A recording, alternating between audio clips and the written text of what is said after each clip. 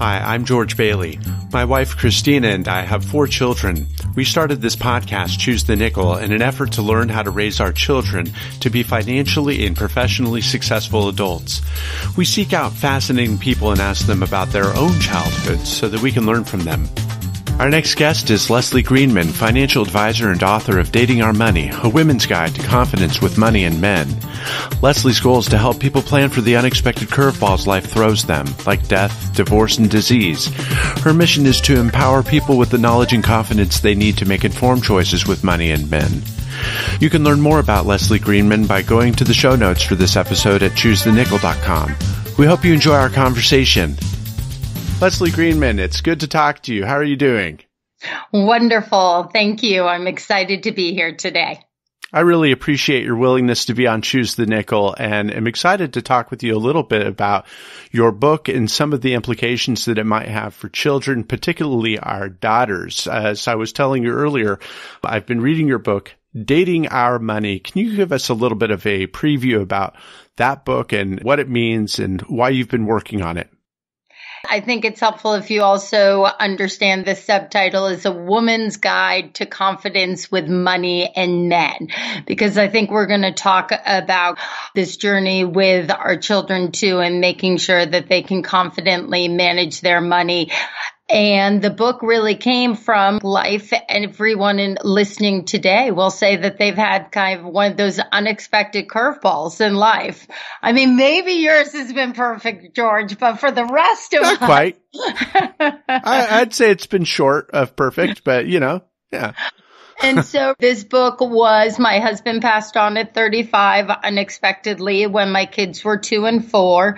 And we made a lot of the horrible financial mistakes that if I could save other people from making them, that'd be my goal. Wow. And that experience really impacted you. It's very sad. And yet you've taken something like that and you've turned it into something very positive with your message. How did you get the courage to come out with this message? I understand that if I was going to go through this, I wanted to make sure that I could bless others and really make sure it didn't happen. And I also feel like I had the role model of a strong mom who kept telling me probably the right advice. And I was not someone who wanted to bring up the uncomfortable conversations with my husband. And I realize now women just have to trust their gut and have those really uncomfortable conversations. And there's times when you push even when you don't want to. Speaking of your mother and the way in which she prepared you, she herself became a widow at a fairly young age, and you lost your father when you were 15 years old. Tell me a little bit about that experience and how that prepared you to become an independent person. My father came home from a business trip and just in the middle of the night passed on completely unexpectedly. I will always say kind of I heard the scream, and just the chill goes through you still today that you know that kind of your life will never be the same again. Everything changed overnight. I am grateful. I just remember all those scary conversations with my mother and just feeling so alone in this house. But I also saw her strength within just a few months, kind of moved to a different city, had to build a new house, sell our current house, and just there were so many conversations because my siblings were older. So it was just kind of my mom and I, where she really said, Leslie, you have got to learn to be prepared for the unexpected. You can't depend on another person. And I'm so grateful for that. That is a key phrase right there. And it's a theme that I've actually heard other people hit on that I know. I know other women who have lost their fathers at an early age and have talked about the impact that that had on them, that insight that they had. I can't depend on another person. I need to know how to work for myself. And that's a huge theme that you hit throughout your book. I think that that's really powerful. And it's something that I want my daughters to know. I have 2 of those. And I wanted to ask you a little bit about that. I mean, how do we prepare our daughters as parents to be independent? How do we prepare them to function in this world, particularly with all of the expectations that I think that we heap on them? What a huge and important question. So I'm not sure, of course, that I can answer all of it, but I will try the best that I know how. There are different elements to this. First of all, if you understand by year 2030, women will control 2/3 of the wealth within the United States. 2/3. Oh my gosh. Thirds. Wow. And we have such a responsibility now that statistics have changed and women are also the largest. They are the ones controlling most of the time the finances in the home. The new statistics have come out. In many situations, they are the largest breadwinner in the family. And so there's so many things that we have never been taught before in the dynamic of a woman kind of being the key role in the finances. So this is uncharted territory. But there's also things that are very scary statistics. For example, right now, $1 million is supposedly the gap that women will have, millennial women will have, because they will never ask enough for raises during their career and their lifetime. And so I think one of the biggest things that we need to do as parents is give women confidence and teach them to have really uncomfortable conversations and not be scared to be in difficult positions. Like, for example, I'm so proud, and my mother was this insane role model to me because, first of all, she went to Stanford and she said to me, you know, Leslie, I didn't even apply to another school. I mean, when I think Wow. of that nowadays, I mean, that's mind-boggling. And then she said when she sat for what's called the entrance exam she went to Radcliffe, which was the women's version of Harvard Business School at the time. She was the only woman in the room who sat for that exam. Wow. And even in the financial industry, they're saying right now that the Wall Street Journal had an article all about it, that it's only around 1 in 5 financial advisors are women in the industry. We have to get more confidence about managing our money, embracing learning about it. And even if we don't understand everything, start taking the baby steps. How do we message that then to our daughters? There are so many different ways. I will tell you 2 of the things I do with my children and nieces is that everyone knows that when they go out to a meal with me, they are only going to drink water. And I know that sounds so stupid, but I want them to understand that every single decision is a decision between spending and saving. Yeah. So for example, like anyone can go look online, either the soda cost calculator or coffee cost calculator. But for like a family of 4, and again, you can do the numbers different, but if the average drink is around $3 and you're a family of 4 and you go out, that decision alone over 20 years can save you like $70,000 or $80,000. I mean, that's college tuition. Wow. That's great. So basically you teach them to be really observant of the spending decisions that they're making, make them aware of some of these big numbers. It's funny. I've been working with my own daughter. I give her an allowance, and I've noticed that she is more aggressive a spender than my sons. And so I thought like, oh my gosh, I've got to nip this in the bud, because I want her to know the value of saving. And so whenever we walked her past the claw machine at Walmart, she would always go for it. She was begging me like, Dad, I want to use my money to throw at the claw machine. You know, the one that has the claw that's supposed to go down to get, yeah. Oh yeah. And it was so hard to get her to not want to do that thing. But at the same time, I wanted her to have that chance to fail. So I would say, okay, let's put another $1 in the machine. And, and I told her, like, that machine it's a garbage disposal. You put your money in, and it's the same thing as garbage. You put your money in the garbage, it's gone. You put your money in the machine, it's gone. And of course, she would try to get in again, and she was heartbroken that she couldn't get this thing. I think the thing that I found that has helped me to encourage her to save more, and she has been saving a lot more lately, is teaching her the value of compound interest.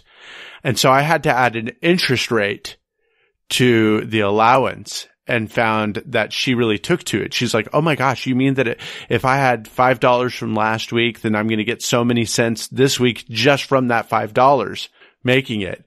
And so I am so glad you brought up that point. I do think that Dave Ramsey, if anybody wants to look it up, has one of the best pieces called Teenagers and Becoming Millionaires. It's so powerful, the guide there. So whenever I'm speaking to students, I always kind of pull up that screen that's starting early. Even if you have to stop, within 8 years or something, you can look it up. But I think it's the person invests from 21 until 28, and then they stop and someone else starts at like 29 and goes to 65, and they put in so much more money. The younger people, even though they only did for 8 years, nobody can catch up because of the value of compound interest. Oh yeah, the value of compound interest is really strong.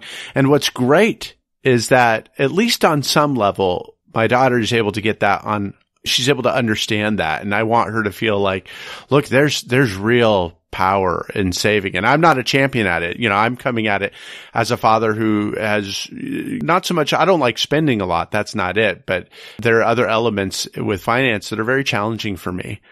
And so at least I feel like I can help that next generation and get it.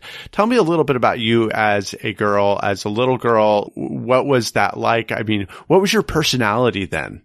Just explain to me kind of, so I'm sure, like in terms of spending and everything. Are you saying like, everything? Are you asking everything? I want the full Leslie Greenman, as a girl, tell your playfulness. Really, my dad was my rock. My dad was my everything in life. And it's funny because really I barely spent much time with my mother because my dad had a boat, and every weekend we lived in Boston. We would go out and the two of us would work on the boat. So we'd either like varnish or paint when it was out of season, or we would go sail on the weekends. My father was a banker at first, and then before he passed on, had kind of broken off from one of the banks and started kind of a venture capital firm.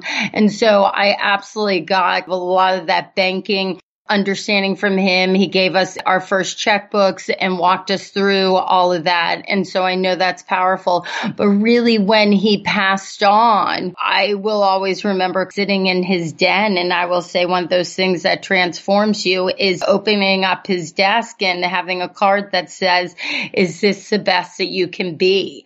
And I mean, for years and years, mainly until the card disintegrated, I just carried that with me.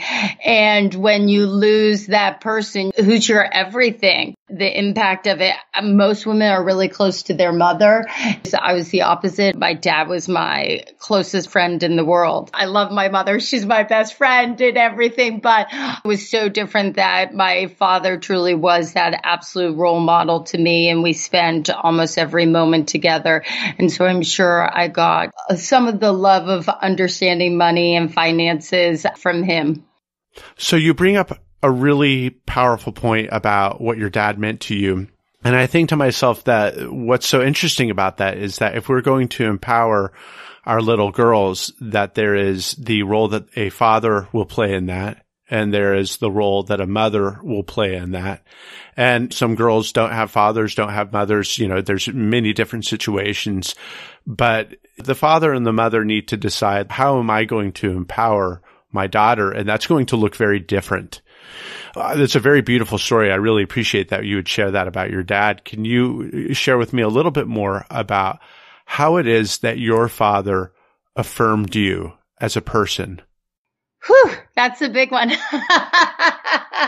First of all, I'm just going to say, because I think it's so cool that there are now studies out that American Funds, if I am correct, said that women are the ones now who are having more of these conversations with children. Yeah. And it's really important that women understand that now they are usually statistically the ones having these conversations. And it may be because the divorce rate is so high in the United States. I absolutely don't want to underestimate or devalue the power of women having these conversations and the role that they have.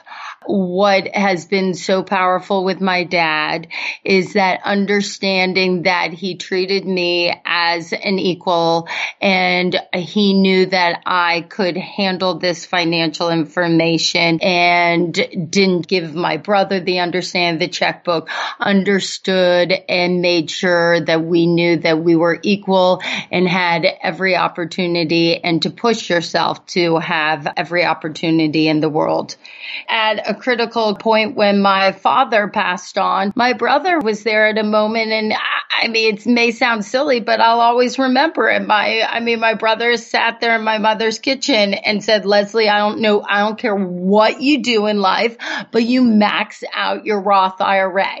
And like when you're 21 years old, like you're like, okay, like, does this really matter? But I absolutely listened and understand now the full value of it. And with my own children, with their jobs, if they're working in the summer or during school, and again, any parent can do this, but I've said, whatever you make in your job, I'll open up a Roth IRA and I'll match it. And so I want to give them the incentive to understand kind of the value of work. And I think my dad really taught me that, even though it may have not been paid work, but when we were working on a sailboat together, always working, there's just so many moments that are powerful when I just remember just my dad and I, those endless hours varnishing, which may sound so unglamorous in life. No, I gotta tell you right now, you're talking about that, and I'm just thinking like, I'm kind of jealous. I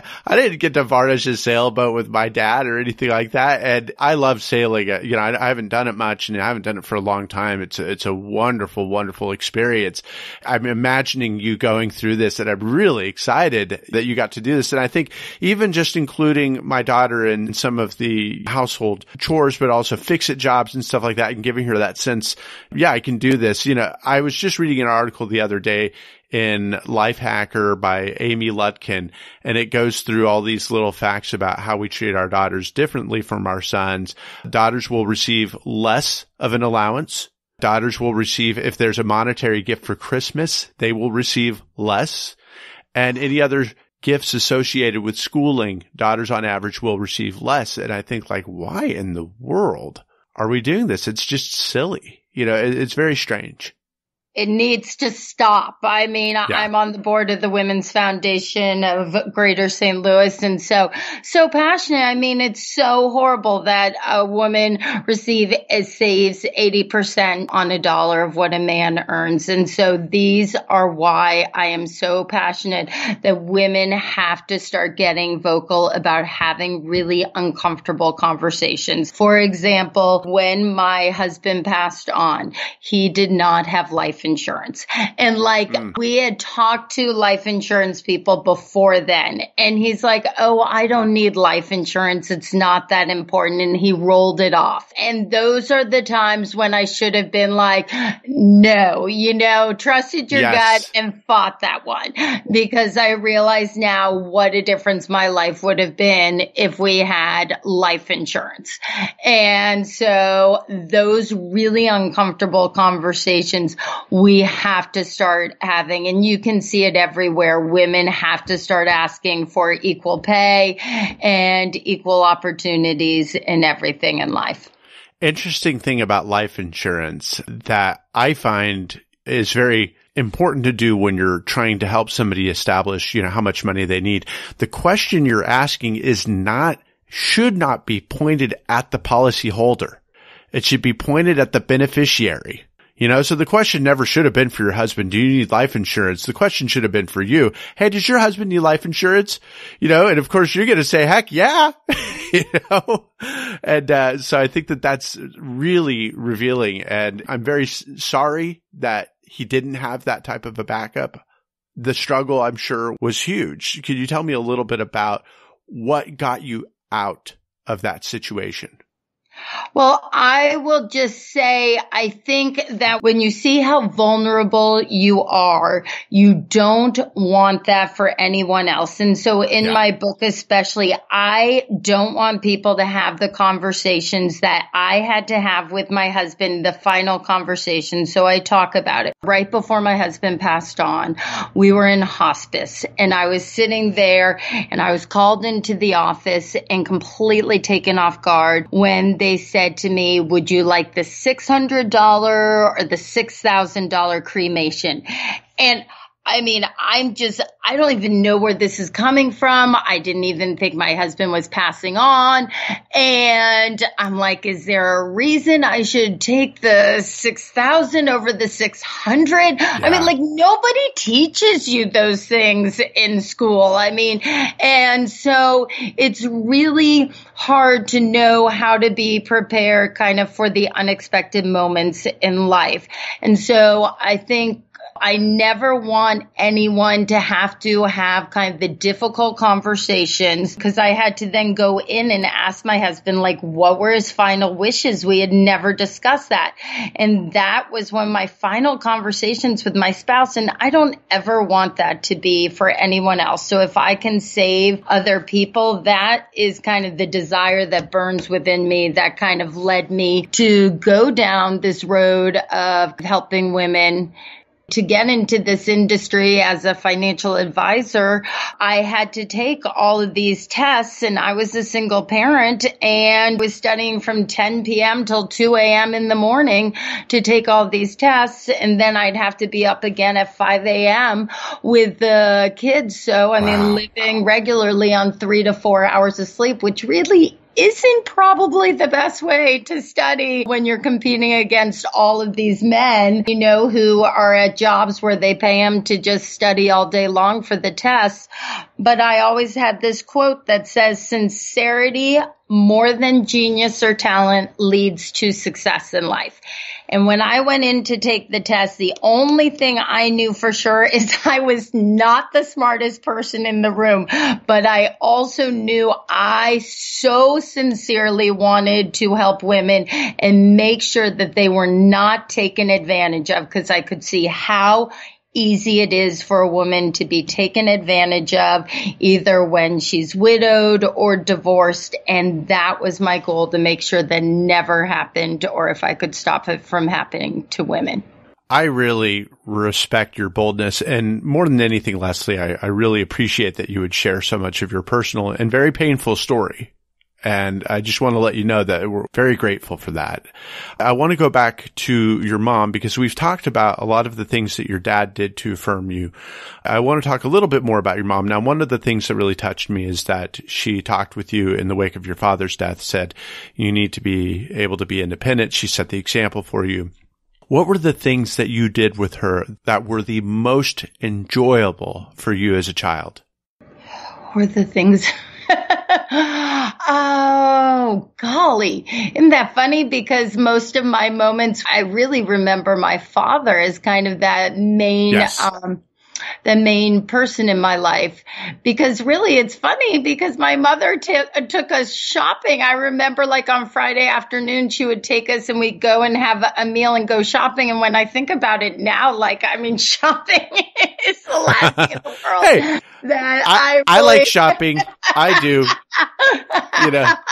Think about doing like with my children and stuff like that. Yeah, I think it's that quality time. Again, we'll go back to the quote. When I think about with my father passing on, and as you're talking about with your children, I think one of the things I had to come to peace with is that idea that I would rather have had 15 years so close with him than 35 not as close. if I could just say, I mean, we all know the value of time is so much more important than any other gift that we can give people.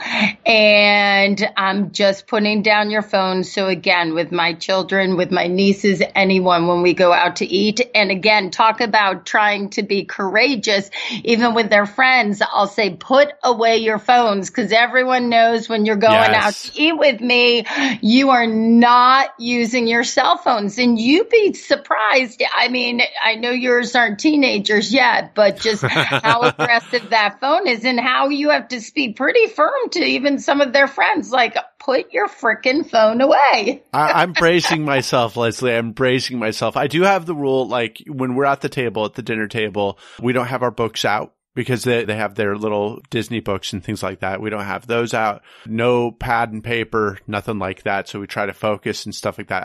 I really firmly agree with you on that. And I'm hoping that my strictness with that and my wife's strictness with that pays off in the future. Gosh, I'm so scared, but whatever.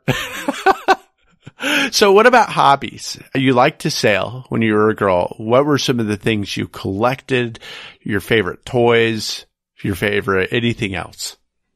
I mean, really, we had amazing trips. So we honestly sailed to Bermuda once, and we sailed to Nova Scotia and Newfoundland. And so we did really long trips. So we definitely kind of spent a lot of time really just playing cards on the boat or reading. So I'm sure that now that's created this lifelong learning, just like you, who I love to listen to podcasts, or I always have a book on tape in my car, or an audio books on my phone. It's been fun. I think I really have taken up more hobbies even now, though. Really? So I do not go a day without kind of running my dogs and running. And I think as a single parent, I really took up, and if I could give anyone kind of that motivation, you've read books like The Power of Habit, where like exercise, they say almost most of the successful people in life exercise every day. And I really didn't understand how much that exercise really relates to everything in your life.